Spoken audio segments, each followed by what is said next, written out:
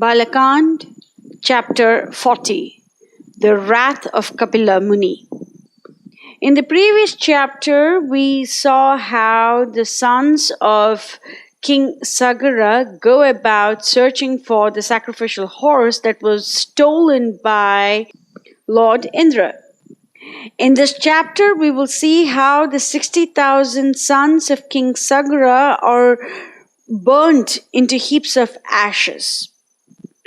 Verse 1. Devatanam vachah shrutva bhagavan vai pitamaḥ pratyuvacha susantrastan kritanta balamohitan. The father of all beings listened to these words of the trembling celestials who were out of their wits through fear of destruction. Verses 2 and 3. Yasya iyam vasudha kritsna vasudevasya dhimatah mahishi madhavasasya sa esha sa eva bhagavan prabhu kapilam rupam asthaya dharayatya anishyam dharam tasya kopagnina dhagda bhavishyanta nripatmaja. This earth, said he, and everything it contains belongs to the Lord Vasudeva, who, as Kapila, supports it for all time. And these princes shall, of a truth, be consumed by the fire of his wrath. Verse 4. Prithvyah cha api nirbhedo drashta eva sanatanah sagarasya cha putranam vinasho dirgha darshinam. The delving of the earth and the destruction of the short-lived sons of Sagara have been foreordained.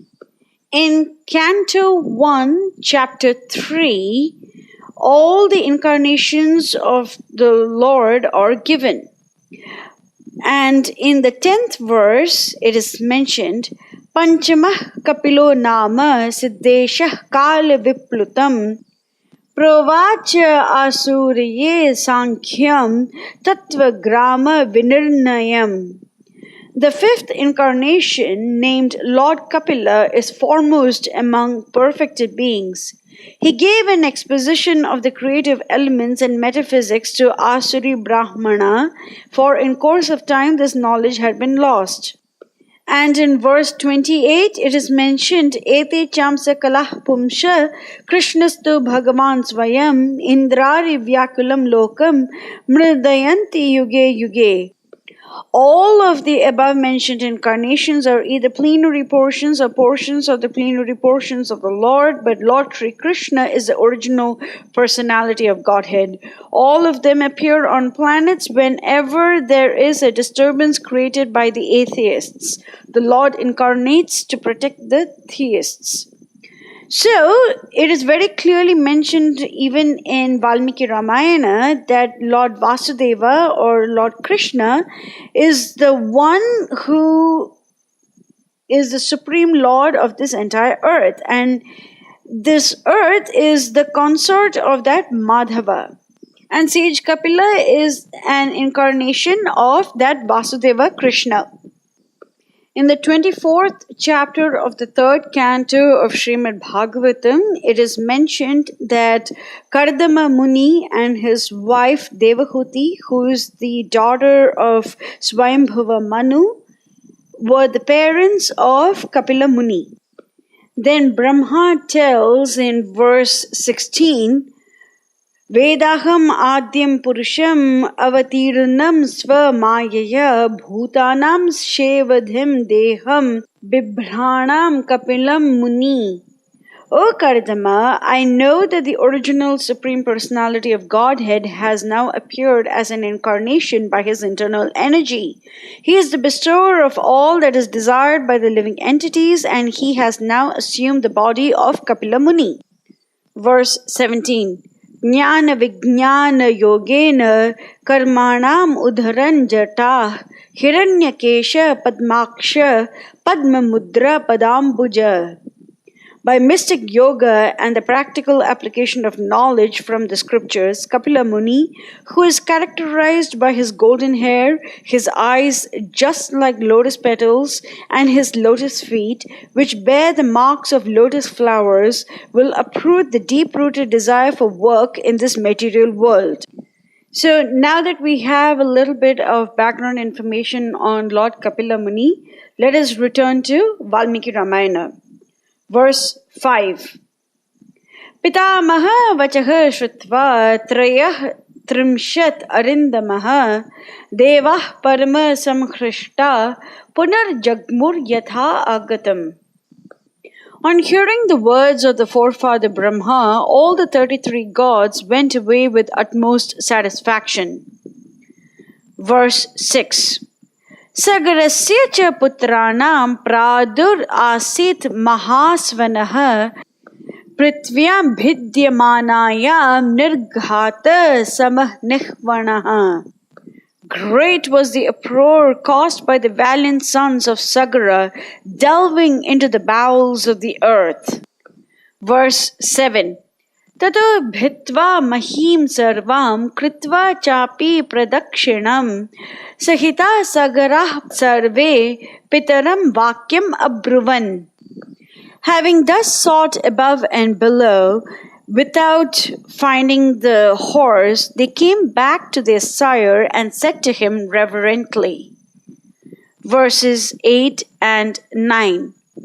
Parikranta mahi sarva sattavantah cha suditah deva danava rakshamsi pishacha uraga pannaga nacha pashyamahe ashvam te ashvahartaram evacha kim karishyama bhadram te buddhih atra vicharyatam.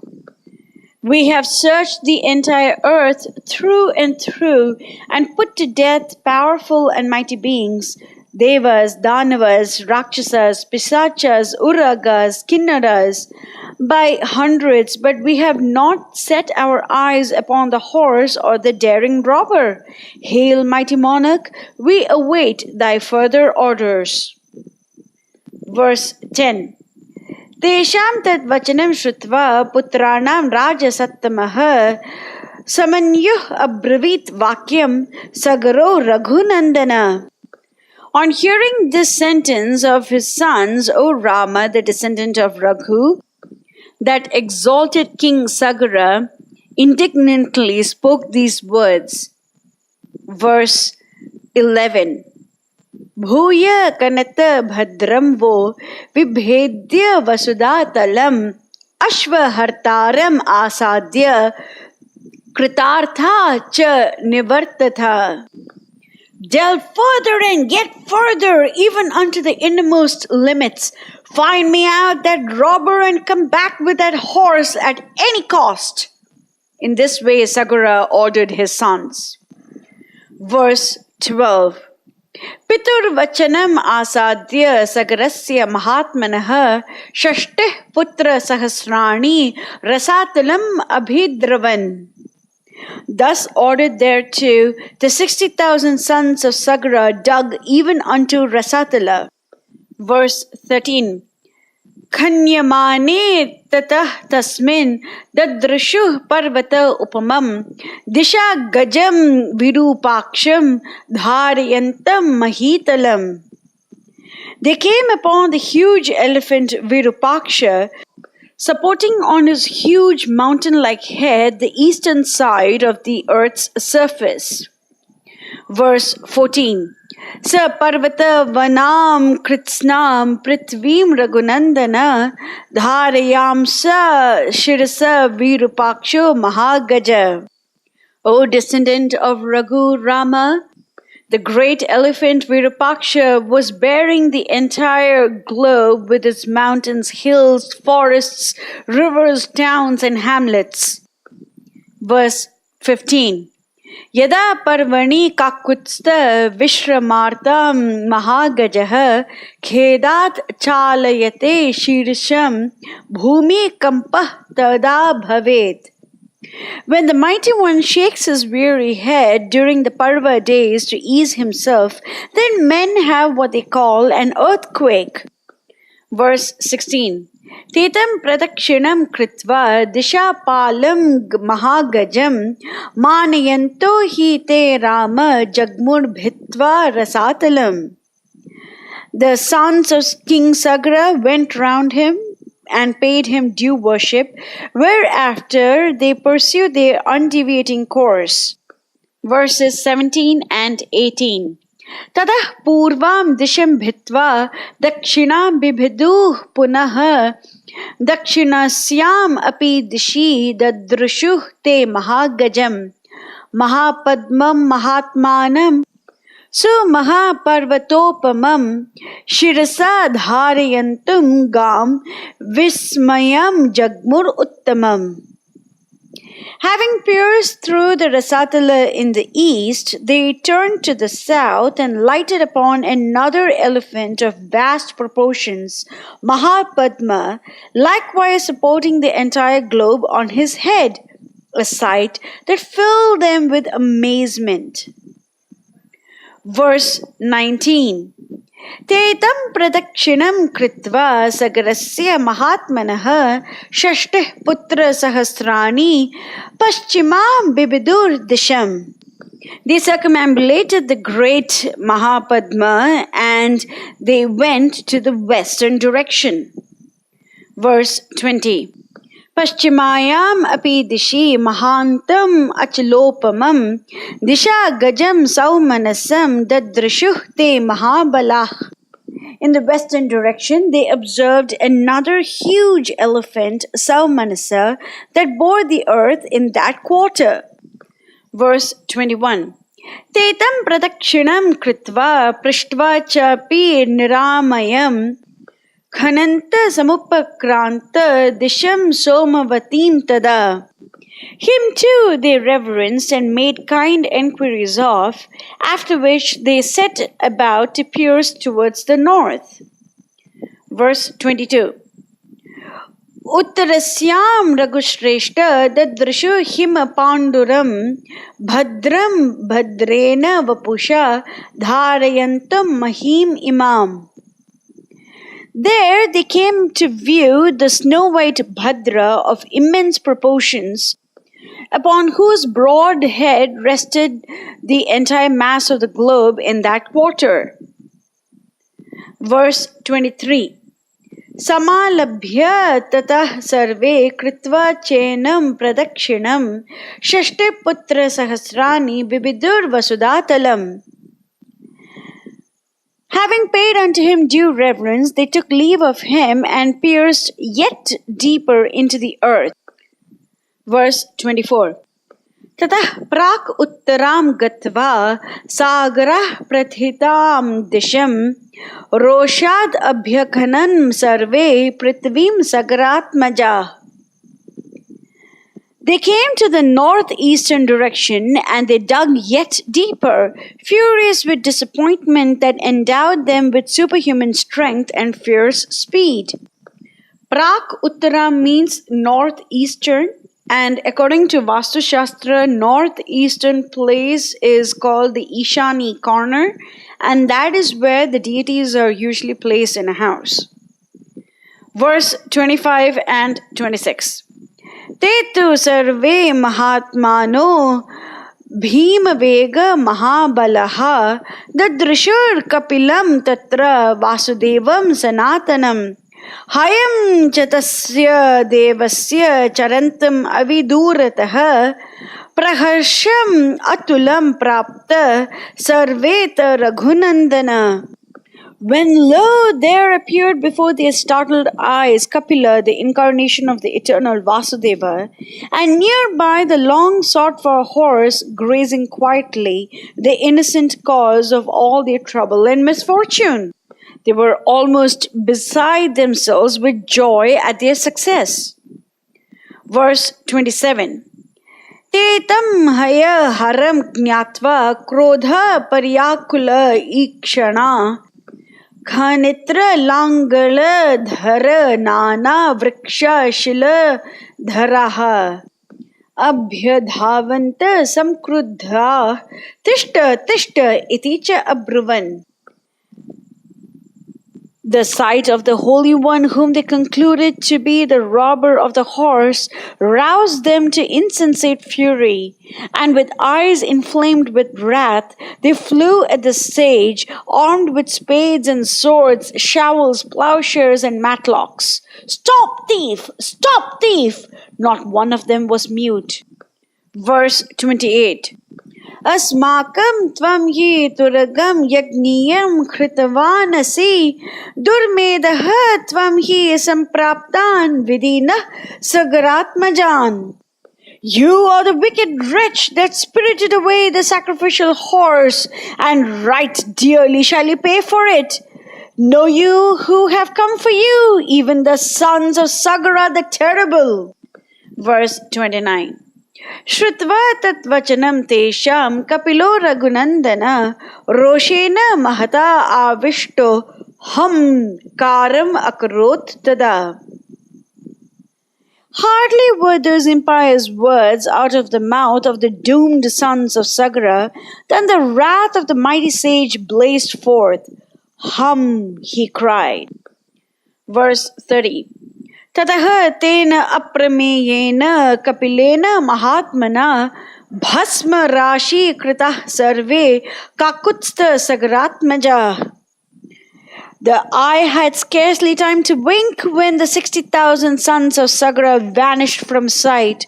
A heap of ashes marked the space where they had stood a moment ago in their proud strength and fiery manhood. Now, one may wonder, why did sage Kapila kill those 60,000 sons of King Sagara? This is answered in great detail in the 9th canto of Srimad Bhagavatam. 9th canto, chapter 8, verses 9 and 10 are as follows. Prag udichyam dishi hayam dadrishu kapilantike esha haras chaura aste milita lochana hanyataam papa iti shashti sahasrina uddayuda abhiyayur unmimesha tada munihi. Thereafter, in the northeastern direction, they saw the horse near the ashrama of Kapila Muni. "Here is the man who has stolen the horse," they said. "He is staying there with closed eyes. Certainly he is very sinful. Kill him, kill him." Shouting like this, the sons of Sagara, 60,000 altogether, raised their weapons. When they approached the sage opened his eyes. The next verse, verse 11, Sva Shariragnina Tavan Mahendra Khrita Chetasaha Mahat Vyatikrama Hata Bhasma Sad Abhavan Kshanat. By the influence of Indra, the king of heaven, the sons of Sagara had lost their intelligence and disrespected a great personality.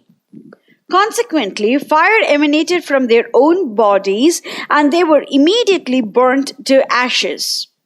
Purport. The material body is a combination of earth, water, fire, air, and ether.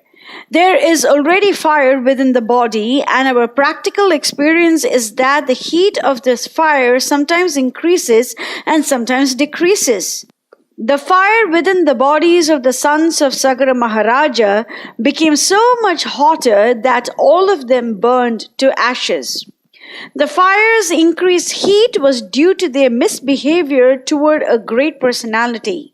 Such misbehavior is called Mahat Vyatikrama. They were killed by the fire of their own bodies because of insulting a great personality. Verse 12. Na sadhu vado muni kopa bharjita nrpendra putra iti sattva dhamani katam tamo roshamayam vibhavyate jagat pavitratmani khe rajo bhuvaha. It is sometimes argued that the sons of King Sagara were burned to ashes by the fire emanating from the eyes of Kapila Muni. This statement, however, is not approved by great learned persons, for Kapila Muni's body is completely in the mode of goodness and therefore cannot manifest the mode of ignorance in the form of anger, just as the pure sky cannot be polluted by the dust of the earth. So this statement from Srimad Bhagavatam is a very clear proof that the sons of Sagara themselves were burnt because of ignorance, and Kapila Muni did not burn them. In the next chapter, we will see how Asamanja's son Amshuman goes about on the quest to find the sacrificial horse and to learn what happened to his 60,000 uncles. Mangalam Kushalendraya, Mahaniya Gunabde, Chakravarti Dhanurjaya, Sarvabhaumaya Mangalam. Jai Sitaram.